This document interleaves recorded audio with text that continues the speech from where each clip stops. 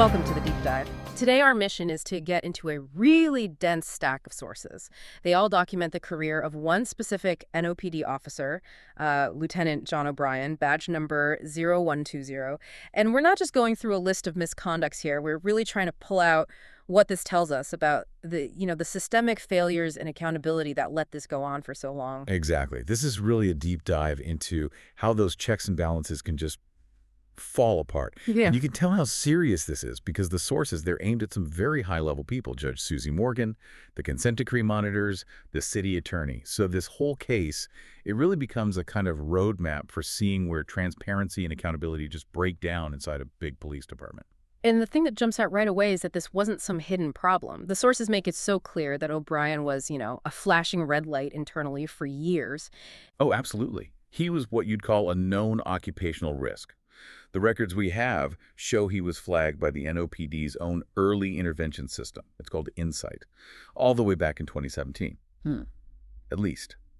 And on top of that, he's been on the district attorney's Giglio Brady list since at least 2021. Okay, let's pause right there. We need to unpack those two things because they sound critical. If someone's on Insight, what does that actually mean the NOPD knew? And maybe more importantly, what is a Giglio list? Right. So Insight is designed to catch patterns. Things like excessive force complaints, disciplinary actions, stuff that suggests an officer might need intervention before something worse happens. Him being on it means the department officially knew he was a high-risk employee. The Giglio list, though, that's even more serious. It's basically a list of officers whose history of, say, untruthfulness or misconduct is so bad that prosecutors know their credibility is shot. If you're on the Giglio list, prosecutors can't even call you to testify in court. You're deemed not credible. That is the big takeaway. Here you have an officer who is officially too untrustworthy to take the stand in a courtroom. But he was still on active patrol, still supervising other officers, still drawing a salary. For years. And all of this is before some of the worst events even happened. And you also had the OIPM, the city's independent police monitor, recommending he be removed from any supervisory role way back in April 2019. The flags were everywhere. It's hard to wrap your head around how the system didn't remove him with all those warnings. Let's get into the timeline. The predatory behavior between 2017 and 2019 really sets the stage. You really have to start with case 2017-0630. This involved the sexual assault of a man named William Bailey in September of 2017. The reports show it led to multiple sustained violations. It was so serious it actually triggered a DOJ rights investigation. At the time, it was officially called the most serious offense of O'Brien's entire 17-year career. And that sustained violation is so important because the sources then show that his behavior didn't just continue. It escalated just 2 years later, this time targeting 2 teenage tourists who were stranded. That's right. And this is happening at a time when the system should have been, actively trying to get him off the force. We're talking about Haley and Hannah Browning. They were 18-year-old twins visiting from South Dakota. The whole thing starts on August 2nd, 2019. And O'Brien, he was off duty, but in his uniform, in an NOPD vehicle, working a side detail. He approaches the girls near Jackson Square. What did the sources say about that first contact? Well, he tried to get their contact info, but the girl said no. And another NOPD officer on the scene, David Wright, also denied his request for their number over the phone. It was clear they weren't looking for his kind of help. But he didn't stop there. The very next day, August 3rd, the reports described this like calculated manipulation. He found their travel partner, he used his uniform, claimed it was professional concern, and then allegedly threatened the friend with arrest if he didn't give up the girl's phone number. It's just a classic abuse of authority to get what he wanted. And that move is what sets up the events of August 4th. He gets them to meet him at a hotel in Gretna. Yeah. O'Brien buys them alcohol at the hotel restaurant, then gets them a room 611, and allegedly tells these stranded teenagers, the city is paying for your room. The reports say he wouldn't leave, laid down on the bed shirtless, and started encouraging the intoxicated girls to perform sex acts on him. It's predatory from start to finish. And it gets even worse on August 5th. He drives them away from the hotel to an empty house in Harvey, a house his mother had bought just 2 weeks earlier. Right. At that house, 1109 Orchid Drive, the sources document that O'Brien sexually abused both girls.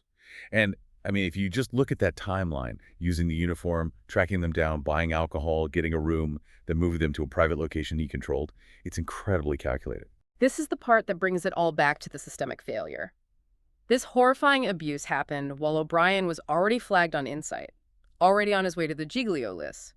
And critically, this was less than 10 days before his disciplinary hearing for the 2017 sexual assault case. It shows a level of systemic indifference that's just profound. All the alarm bells that were supposed to get him off the street, they failed. Yeah. I mean, he clearly felt so untouchable that he could commit sexual abuse just days before facing a hearing for a prior sexual assault. It's like an early warning system is just a list of future victims if nobody actually intervenes. Let's shift to part two, because the abuse of power wasn't just sexual. There's this whole documented pattern of intimidation, specifically against a campaign worker. Yeah, the sources lay out a few incidents that show O'Brien just weaponizing his badge. He allegedly brandished his gun at legally permitted campaign workers on April 12, 2020, and then did it again on April 11, 2021. And in that 2020 incident, he also allegedly assaulted the worker with his NOPD cruiser. And what happened with those complaints? Did anything stick? The 2021 incident, that was case 210234, that did get a sustained adjudication and a suspension. But, just like before, it wasn't enough to actually get him off the force. And the misconduct then moves from physical threats to, well, messing with official police data.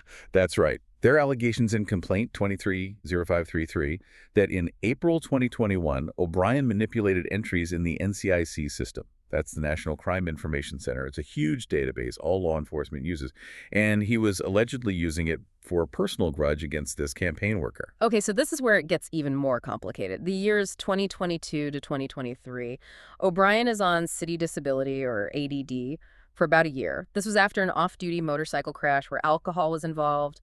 How does this period even fit the pattern? Well, what's so remarkable is that even while he's sidelined, getting paid disability, which, by the way, later got him a sustained finding for payroll fraud, he's still getting new internal affairs complaints.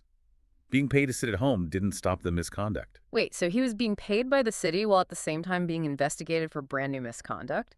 Exactly. While on disability, he was the subject of 2 new PIB investigations. That's the Public Integrity Bureau. Cases 230533 and 230630. They involve retaliation, threats, abusive language, even sending pornographic images. It just shows a complete disregard for any kind of oversight. The sources even note he allegedly threatened the complainant in one of those cases as late as September 2023. Let's just sit with that for a second. Alleged payroll fraud while on paid leave, and he still generates new investigations for threats and harassment. The system was still absorbing the liability of his behavior even when it was trying to sideline him. It just begs the question, Rick, if sustained violations, being on the Giglio list, even being out on disability can't get you fired, what possibly can? And that leads us right into part 3, the heart of this deep dive. The failures of internal accountability. The investigative malpractice here is just staggering. It really is. I mean, look at case 2020-0173, the abuse of the Browning twins. O'Brien admitted to the sexual contact in his own 61-minute recorded interview. It's Exhibit O in the file, and despite that, he was held non-accountable by NOPD. And the procedural failure is huge. The sources are clear. The teenage girls were never even interviewed by NOPD. Which just fundamentally violates the full and fair investigation standard required by the federal consent decree. I mean, how can you have a fair investigation into sexual assault without ever speaking to the victims? The investigation basically just took the officer's version of events and closed the book. And that non-accountability seems to have had a ripple effect. The sources connect O'Brien's actions directly to another officer he was supervising. Yes. For 10 years, O'Brien supervised another officer, Rodney Vignair. Vignair was later criminally convicted for sex abuses, and the city paid a 7-figure civil judgment to his victim. The sources strongly suggest O'Brien encouraged this behavior by, 1, showing off pornographic pictures of the Browning twins, and 2, by being living proof that you could get away with it. It paints a picture of a really toxic environment he created. So O'Brien's non-accountability didn't just fail his victims, it may have enabled a subordinate to commit more crimes, costing the city millions. It's negligence with massive, massive consequences. And that negligence continued. Look at case 230533, the retaliation complaint. The investigator, Lieutenant Andrew Waldron, was documented as being Facebook friends with O'Brien. And, crucially, Waldron never interviewed O'Brien for the investigation. He was later admonished for it, but the damage was done. Why is that so critical? An investigator is friends with the subject and then just doesn't interview him. What does that signal? It signals a potential conflict of interest at best and willful inaction at worst. The failure to interview the subject, especially a Giglio-listed one, means the investigation was guaranteed to be incomplete. It lets the officer avoid going on the record. What about the other case from that time, 230630? Well, the investigator there, Mary Sam, she did interview O'Brien. He even admitted to texting with the complainant. But the report says there was no detailed follow-up, no digging into the retaliation or who else might have been involved. Again, it just seems like the absolute minimum effort was made, a reluctance to really pursue it. And all of this funnels into the final piece of the failure, obstructing transparency.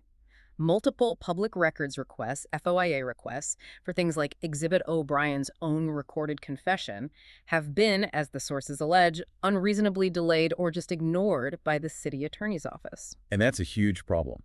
If the internal investigations are broken, public access is the last line of defense. When the city attorney's office allegedly blocks the release of key evidence, it looks like an effort to protect the department, not the public.